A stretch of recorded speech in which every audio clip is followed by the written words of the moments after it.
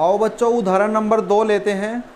बहुत ही अच्छा क्वेश्चन है और कई सारे क्वेश्चन इस एक्सरसाइज में इसी तरह के क्वेश्चन हैं और सारे के सारे क्वेश्चन एक ही फॉर्मेट पर आधारित है। अगर आपने ये एक क्वेश्चन अच्छे से समझ लिया तो आप इसके बाकी के सारे क्वेश्चन बहुत ही आसानी से कर सकते हैं। बहुत ही आसान क्वेश्चन है और बहुत ही अच्छा क्वेश्चन है, एक ही फॉर्मेट पर आधारित है। तो कैसे करना है बच्चों, ऐसे क्वेश्चन में जब ऐसा क्वेश्चन दिया हुआ जैसे दिखाइए कि दर्शाइए कि प्रत्येक धनात्मक संपूर्णांक 2q के रूप का होता है तथा प्रत्येक धनात्मक विषमपूर्णांक 2q + 1 के रूप का होता है जहां q कोई पूर्णांक है। तो ऐसे क्वेश्चन में हमें क्या करना, सबसे पहले हम क्या करेंगे, यूक्लिड विभाजन प्रमेयिका से ये लाइन हमें हर क्वेश्चन में लिखनी है। अब यूक्लिड विभाजन प्रमेयिका क्या है वो हमें यहाँ पे पूरी लिखनी है। हर एक क्वेश्चन में यही फॉर्मेट सेम अपनाना है। दिए गए ऐसे हर क्वेश्चन में बच्चों हमें सबसे पहले ये यूक्लिड विभाजन प्रमेयिका ये ऐसी पूरी लिख लेनी है। अब इसके बाद आगे बढ़ते हैं। आगे क्या करना है, देखो हमें चाहिए ये b।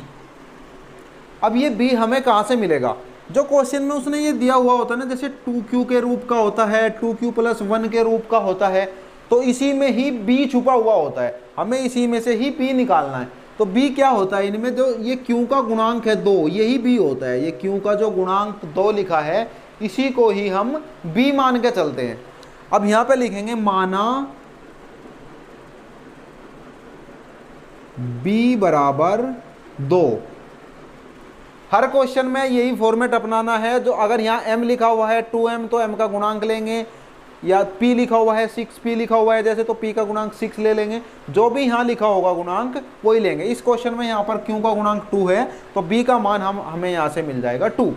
जब हमें b का मान 2 मिल जाएगा तो a का मान हम निकाल सकते हैं। तो a बराबर क्या हो जाएगा, b = 2, तो a बराबर b की जगह हम इसमें 2 लिखेंगे, 2q और प्लस r।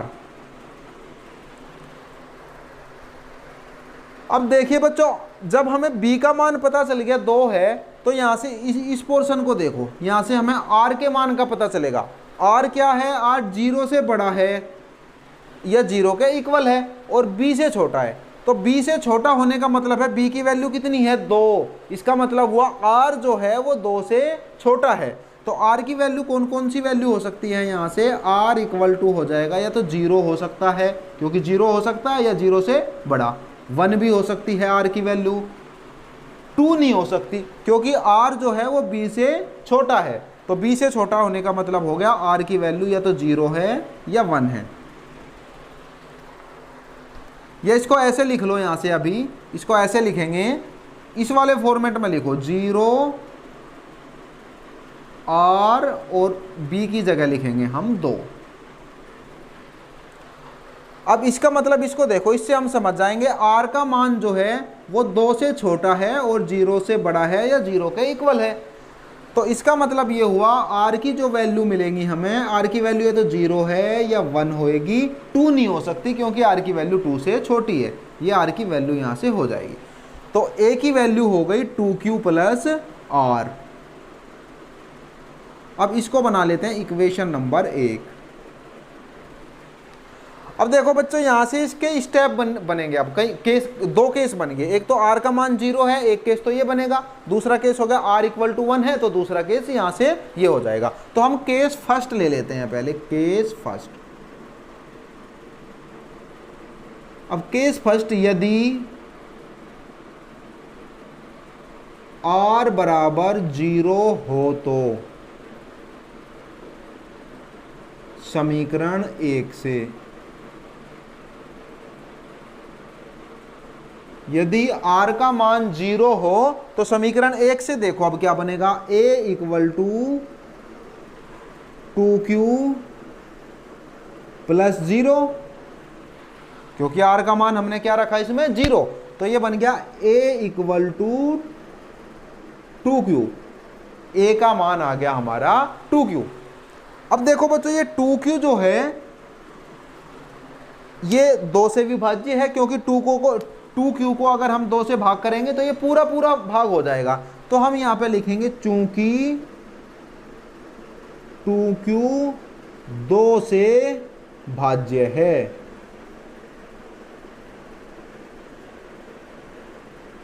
अतः या इसलिए 2q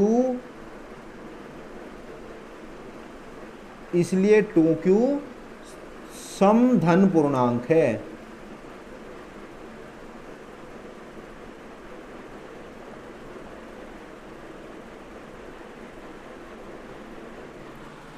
इसलिए 2q जो है वो समधन पूर्णांक है। अब केस सेकंड लेते हैं बच्चों। केस सेकंड, यदि r बराबर 1 हो तो r का मान इसमें 1 रखेंगे तो a इक्वल टू हो तो समीकरण 1 से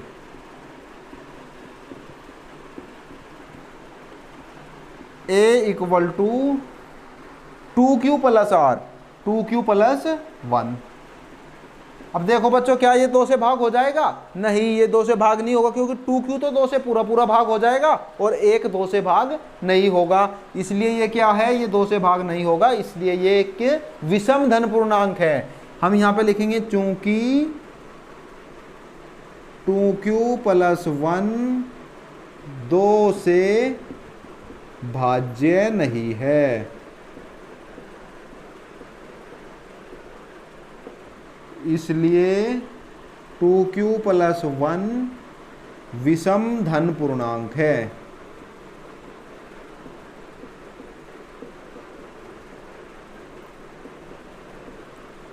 और यही तो बच्चों हमें बताना था। देखो क्वेश्चन पढ़ो दोबारा। दर्शाइए कि प्रत्येक धनात्मक समपूर्णांक 2q के रूप का होता है। तो क्या हुआ? प्रत्येक धनात्मक समपूर्णांक जो है वो 2q के रूप का है। a इक्वल टू 2q आ गया। 2q 2 से भाज्य है, इसलिए 2q समधन पूर्णांक है। तो समधन पूर्णांक कैसा है? 2q के रूप का आ रहा है हमारा। अब इसके बाद तथा प्रत्येक धनात्मक विषम पूर्णांक 2q प्लस 1 के रूप का होता है। तो हम देखेंगे 2q प्लस 1 विषम धन पूर्णांक आ रहा है। तो इसका मतलब क्या हुआ? प्रत्येक विषम धन पूर्णांक 2q प्लस 1 के रूप का होता है, और यही हमें दिखाना था। तो हर क्वेश्चन में बच्चों हमें ये सेम फॉर्मेट अपनाना है। सारे के सारे इस चैप्टर के जो क्वेश्चन है इसी फॉर्मेट पर आधारित है आगे के क्वेश्चन, और सारे आसानी से हो जाएंगे। बहुत ही आसान क्वेश्चन है, इसमें कई सारे केस बनेंगे। देखो सबसे पहले जब हम ये b का मान हमें यहाँ से मिल जाएगा, b का मान मिलने के बाद क्या होगा? r का मान हमें आसानी से मिल जाएगा। सबसे पहले हम क्वेश्चन की ये वाली चीज़ देखेंगे और इसको देखते ही हमें b का मान मिल जाएगा, और b का मान मिलते ही हमें यहाँ से फिर r का मान मिल जाएगा। r के मान 2 3 4 कितने भी हो सकते हैं। जितने r के मान होंगे उतने ही क्वेश्चन के केस बनेंगे, और सारे के सारे केस को हमें इसी तरीके से सॉल्व करना है। आओ बच्चों अब लेते हैं उदाहरण नंबर 3। इसी फॉर्मेट का क्वेश्चन है, बहुत ही अच्छा क्वेश्चन है। देखिए क्वेश्चन है, दर्शाइए कि प्रत्येक धनात्मक विषम पूर्णांक 4q प्लस 1 या 4q प्लस 3 के रूप का होता है। तो हमें इस क्वेश्चन में केवल विषम धन पूर्णांक दर्शाना है कि 4q प्लस 1 या 4q प्लस 3 के रूप का होता है। आइए सबसे पहले सॉल्व करेंगे जब, तो हम सबसे पहले यूक्लिड विभाजन प्रमेय का हर क्वेश्चन में सेम ऐसे लिख लेंगे। हर क्वेश्चन में यही फॉर्मेट अपनाना है। दिए गए दो धनात्मक पूर्णांकों तथा b के लिए ऐसी अद्वितीय पूर्ण संख्याएं q तथा r विद्यमान है कि a equal to bq plus r। अब ये यूक्लिड विभाजन प्रमेय का लिखने के बाद हमें क्या करना? हमें फिर b की वैल्यू को ढूंढना है। b की वैल्यू कहाँ मिलेगी? तो अब हम इसमें देखेंगे कि b की वैल्यू यहाँ पर क्या है? q का गुणांक जो है यही b की वैल्यू है, और b की वैल्यू कितनी है यहाँ पर? 4। तो हम लिखेंगे यहाँ पर माना b इक्वल टू 4। जब हम b इक्वल टू 4 लेंगे तो a की वैल्यू क्या बन जाएगी? a इक्वल टू b की जगह 4 रखेंगे तो 4q प्लस r।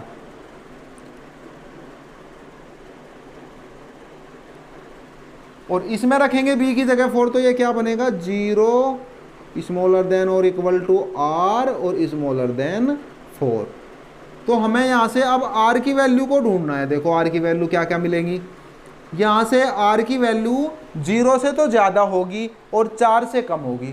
0 होगी या 0 से ज़्यादा होगी और 4 से कम होगी। तो कौन कौन सी हो सकती है r की वैल्यू? 0 हो सकती है, 1 हो सकती है, 2 हो सकती है और 3 हो सकती है, लेकिन 4 r की वैल्यू नहीं हो सकती, क्योंकि r की वैल्यू जो है वो 4 से कम होगी। तो इसलिए ये 4 केस बन गए। r की वैल्यू 0 भी हो सकती है, 1 2 3 ये r के मान हो सकते हैं। ये बन गई हमारी समीकरण नंबर 1।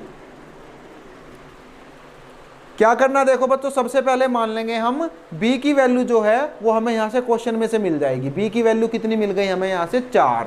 तो b की वैल्यू मिलते ही हमें यहाँ से फिर r की वैल्यू मिल जाएगी। जब हम इसमें b की वैल्यू रखेंगे a इक्वल टू बन जाएगा, b की जगह 4 लिखेंगे 4q प्लस r। तो r की वैल्यू, जब b की वैल्यू हमने यहाँ पर 4 रखी तो देखो यहाँ से हमें तुरंत r की वैल्यू मिल जाएगी। r की वैल्यू अगर हम इसको देखें तो r की वैल्यू 0 से ज़्यादा होगी या 0 से इक्वल और 4 से कम होगी। तो r की वैल्यू यहाँ से हमें तुरंत मिल जाएगी 0 1 2 3। इससे आगे बढ़ेंगे। अब हम यहाँ से केस बनाने स्टार्ट कर देंगे। सबसे पहले बनाएंगे हम केस फर्स्ट। अब जितने भी r की वैल्यू आएंगी उतने ही हमारे केस बनेंगे और सारे के सारे केस को हमें ऐसे ही हैंडल करना है। तो केस फर्स्ट ले लेते हैं। केस फर्स्ट में क्या होगा, यदि r इक्वल टू 0 तो समीकरण 1 से, यदि r बराबर 0 तो समीकरण 1 से करेंगे। तो a इक्वल टू क्या बनेगा, a equal to 4q plus 0। तो a इक्वल टू आ गया 4q। अब 4q क्या है, 4q तो 2 से पूरा पूरा कट जाएगा। हमें यहाँ पे क्या देखना, विषम धन पूर्णांक। तो विषम धन पूर्णांक कौन से होंगे, जो 2 से विभाज्य नहीं है वे विषम धन पूर्णांक। चूंकि यहाँ पे तो 4q जो है ये 2 से पूरा पूरा कट जा रहा है, 2 से ये पूरा कट जाएगा, इसका मतलब क्या हुआ, ये तो समधन पूर्णांक हो गया। तो हम यहाँ पे लिखेंगे चूंकि 4q 2 से भाज्य है,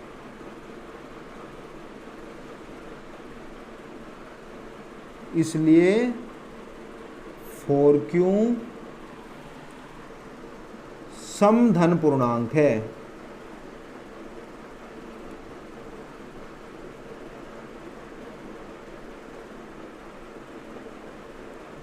ये हो गया हमारा केस फर्स्ट।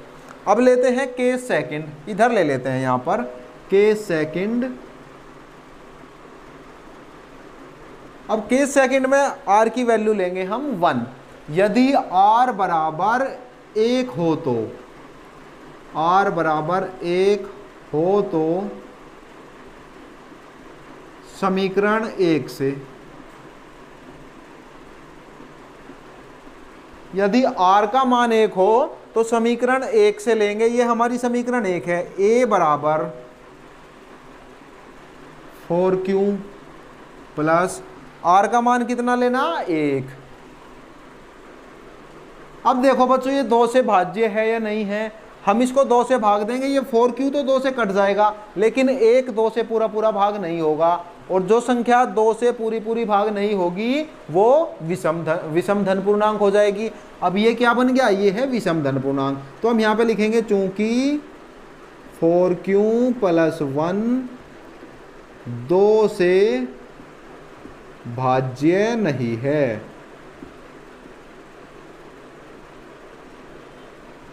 इसलिए 4q प्लस 1 विषम धन पूर्णांक है।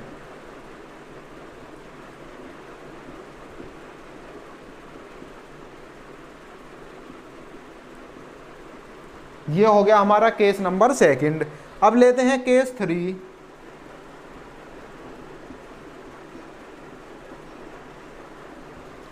केस 3 में r की वैल्यू कितनी है हमारी, 2। तो यदि r बराबर 2 हो तो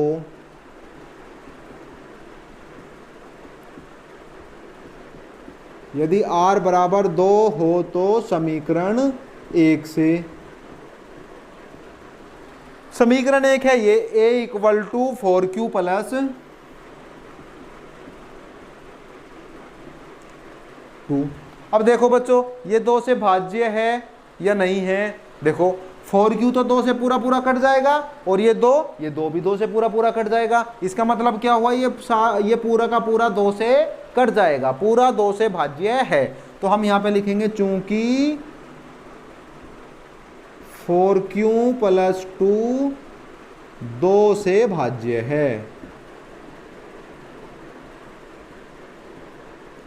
इसलिए 4q + 2 समधन पूर्णांक है।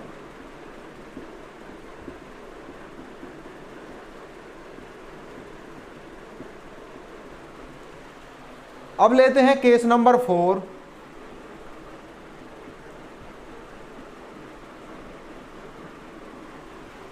केस 4 में r का मान कितना लेंगे बच्चों? 3।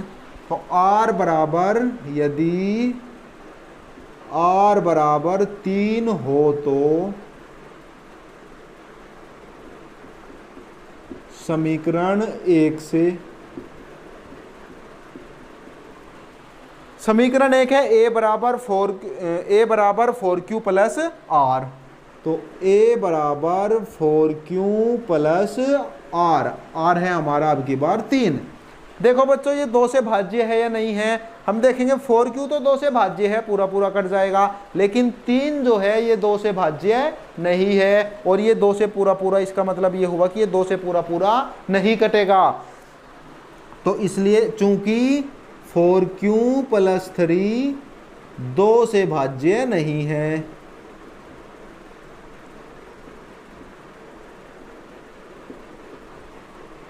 इसलिए 4q + 3 विषम धन पूर्णांक है।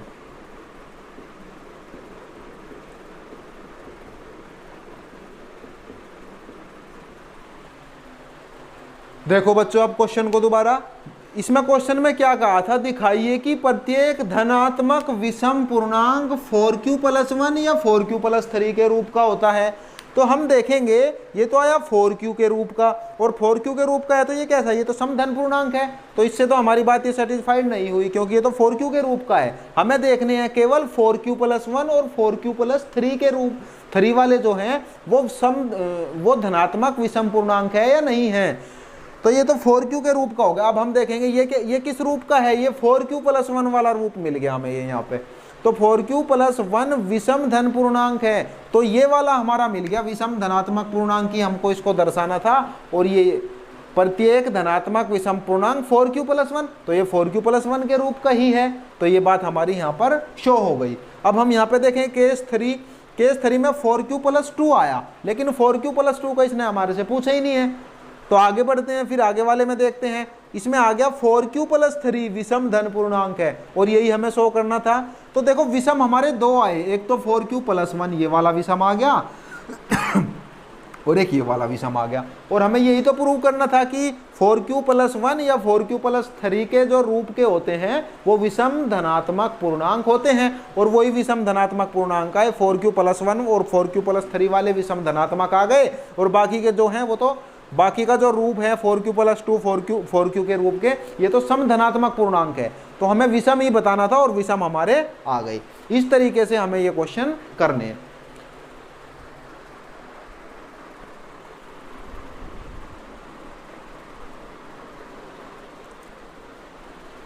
तो आज के लिए बच्चों इतना ही, मिलते हैं अगली वीडियो में। प्रश्नावली 1.1 के बाकी के जो क्वेश्चन बच गए हैं उनको अगली वीडियो में करते हैं।